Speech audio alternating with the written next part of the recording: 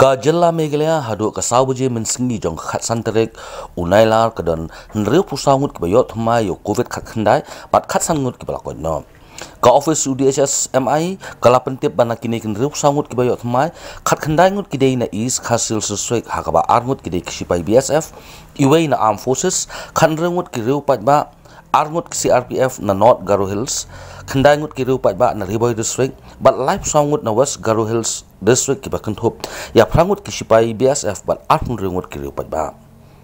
nagine ki khat sangut ki balakot menta ka singi laingut ki dei na Riboy district iwei na West Garo Hills district iwei na South Garo Hills district bat sipongut na West Jantia Hills district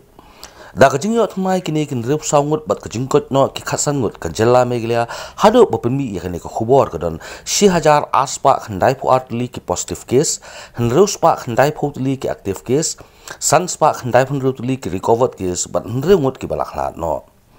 nagini kin reu spa khandai photli ki active case ka East Khasil Seswek ka dan South Spa life pratli ki active case hakaba ki sipai BSF ki dan phrap nyu tuli ki active case ki reu pat ba ki dan aspa nyu khandai tuli